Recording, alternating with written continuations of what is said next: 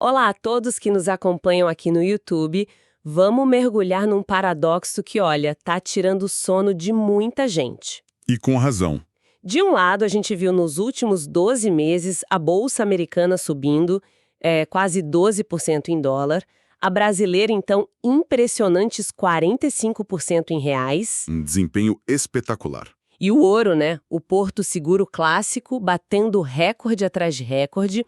Aí, no meio disso tudo... O Bitcoin, Pois é, o Bitcoin. que também chegou a atingir seu valor mais alto da história, de repente parece que está derretendo. Caiu de R$ 126 mil para menos de R$ 70 mil.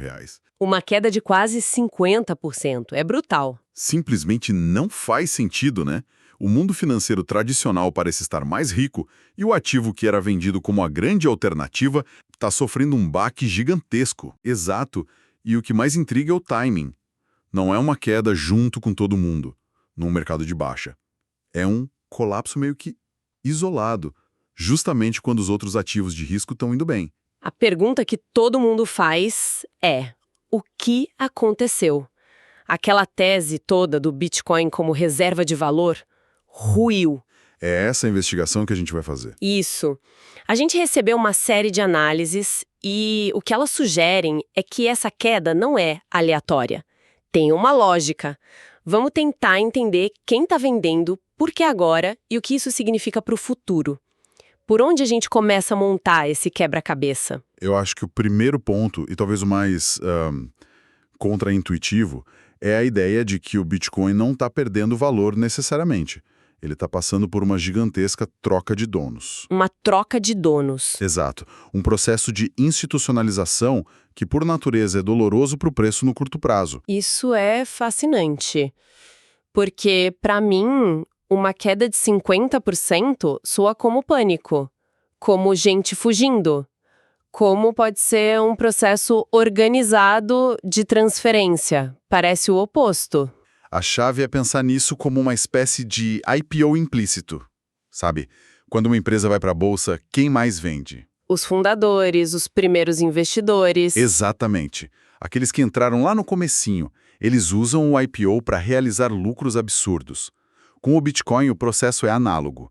A gente tem as baleias, pessoas que compraram o ativo por, sei lá, $10 e hoje têm fortunas. E para elas transformarem isso em dinheiro de verdade, precisam de compradores Com muito dinheiro. com bolsos muito fundos. E esses compradores seriam as grandes instituições que a gente está vendo entrar, tipo a BlackRock com os ETFs. Mas aí a minha dúvida aumenta.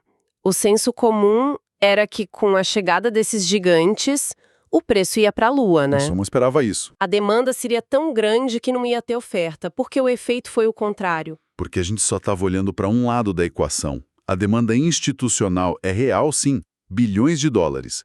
Mas a oferta que estava ali reprimida, só esperando uma porta de saída, era igualmente gigantesca. Ah, entendi. Para cada bilhão que um ETF da BlackRock compra para os seus clientes, tem uma baleia de 2011 do outro lado vendendo a mesma quantidade, realizando o lucro de uma vida. Então os ETFs viraram a liquidez de saída que esses pioneiros sempre sonharam? Perfeito. É exatamente isso. Faz todo sentido.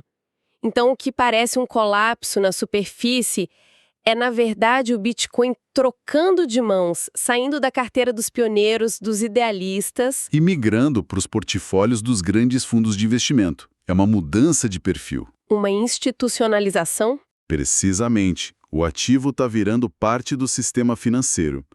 E esse processo de domesticação tem um custo. O preço cai porque essa oferta antiga que estava fora do mercado agora está sendo despejada e sufoca a nova demanda no curto prazo. Ok. A troca de donos explica uma parte importante da pressão vendedora. Mas o timing ainda me intriga.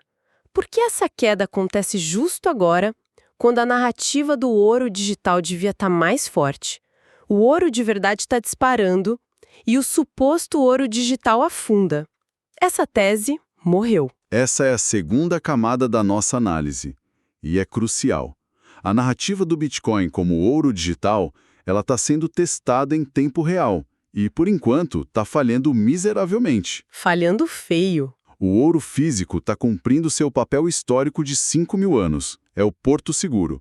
Já o Bitcoin, bom, está apanhando. A ideia de que eles andariam juntos está se provando um mito. Mas peraí, essa correlação com o ouro nunca foi lá muito estável, certo? Lembro de ver gráficos mostrando que às vezes andavam juntos, às vezes não? Exato, nunca foi. Então, por que o mercado se apegou tanto a essa narrativa? Porque narrativas são mais poderosas que dados, né? Especialmente em mercados movidos por euforia. Mas agora os dados estão gritando. A correlação atual é negativa, na casa de menos 0,2, menos 0,3. Ou seja, estão indo para direções opostas. Exatamente. Olhando o histórico, você tem razão. Nunca houve um padrão confiável. Era mais uma bela história de marketing do que uma realidade estatística. Certo. Se não anda com ouro, por muito tempo a gente ouviu que ele andava de mãos dadas com as ações de tecnologia, com a Nasdaq. Era o ativo de risco digital por excelência. Mas a Nasdaq também está subindo. O que aconteceu? Houve um divórcio? Um divórcio litigioso. E essa é talvez a parte mais surpreendente da história recente. Até a pandemia, o Bitcoin era um bicho mais solto, com seu próprio ciclo. Durante a pandemia, com juros zero, liquidez infinita, tudo que era futuro disparou junto. A correlação com a Nasdaq ficou altíssima, perto de 0,7. Eram melhores amigos. Subiam juntos, caíam juntos. Isso. E agora, O que os dados mostram? uma ruptura total. No final do ano passado, algo mudou. A correlação, que era forte e positiva, inverteu. Hoje está em menos 0,4, negativa. A Nasdaq continuou subindo com inteligência artificial e tudo mais, e o Bitcoin desgrudou e começou a derreter. É como se o mercado finalmente olhasse e dissesse: peraí, vocês não são a mesma coisa. Exato. Um é sobre fluxo de caixa, lucro de empresa. O outro é outra coisa. Então temos uma tempestade perfeita. De um lado, oferta gigante dos primeiros investidores. Do outro, o ativo se divorciando das suas duas principais narrativas. E isso já explica muita coisa. Mas o que transformou essa pressão num colapso tão rápido? A velocidade da queda é o que mais assusta. E aí a gente entra no terceiro fator. O acelerador do caos. A alavancagem. O mercado cripto não é só compra e venda. É um gigantesco cassino de derivativos onde as pessoas apostam usando dinheiro que não tem, com alavancagens de 10, 20, às vezes 50 vezes. Nossa, isso parece um castelo de cartas. Quer dizer que a venda de uma pessoa pode forçar a venda de centenas de outras? É um sistema incrivelmente frágil. É exatamente isso. Uma fragilidade estrutural. O mecanismo é uma cascata de liquidação forçada. Como funciona? Imagina que uma pequena queda de 2% no preço aciona o stop de um trader muito alavancado. A corretora, para não ter prejuízo, vende na hora os ativos que ele deixou de garantia. Sei. Essa venda forçada empurra o preço mais para baixo. Esse novo preço mais baixo aciona o stop do próximo nível de traders. E o ciclo se repete. Uma espiral da morte, basicamente. Onde a própria queda alimenta mais queda. Perfeito. É um efeito dominó automatizado. É assim que uma correção de 1% vira 50%. Não é nem a psicologia humana, são os algoritmos executando vendas forçadas para cobrir dívidas. E no meio dessa fragilidade toda, tem um elefante na sala que o mercado está observando com lupa, né? A MicroStrategy. Com certeza. A MicroStrategy, liderada pelo Michael Saylor, representa um risco sistêmico nesse cenário. A estratégia deles foi agressiva. Agressiva pouco. Usaram o caixa da empresa e, pior, tomaram dívidas bilionárias para comprar uma quantidade colossal de Bitcoin. Quando o preço subia, ele era um gênio. Agora, com a queda, o mercado sente cheiro de sangue. E qual é o perigo real? O que acontece se o preço cair mais? O risco é uma chamada de margem em escala corporativa. Se o Bitcoin cair abaixo de certos níveis, eles podem ser forçados a vender uma parte dos seus Bitcoins no mercado para levantar dinheiro e pagar os credores. E só a possibilidade disso acontecer já faz o mercado vender. Exato. Os algoritmos de Wall Street não esperam a confirmação. Eles vendem antes, antecipando o movimento.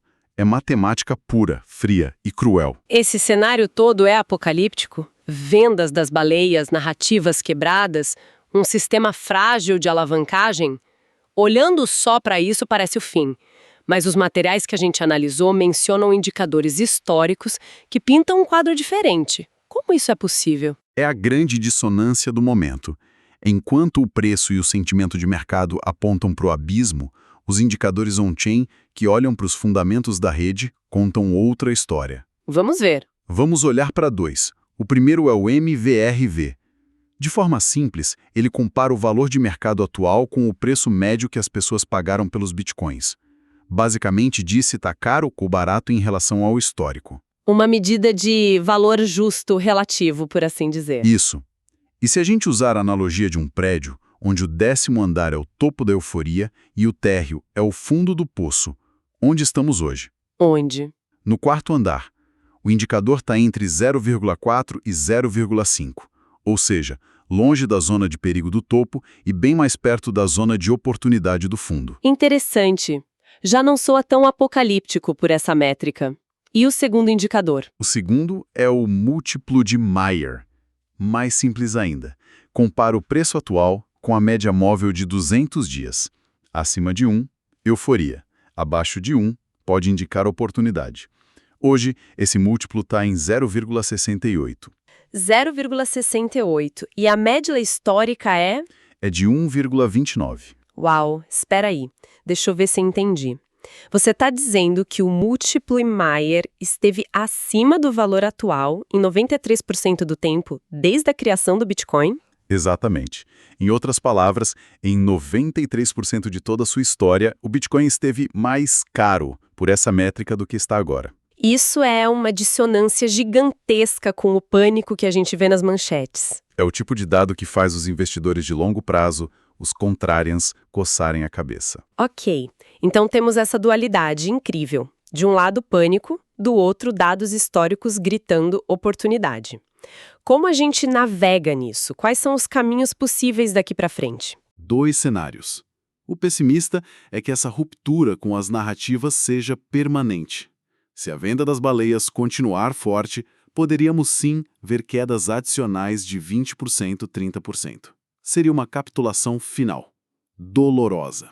E o outro lado da moeda? O cenário otimista. O otimista é que o mercado está só fazendo uma limpeza do excesso.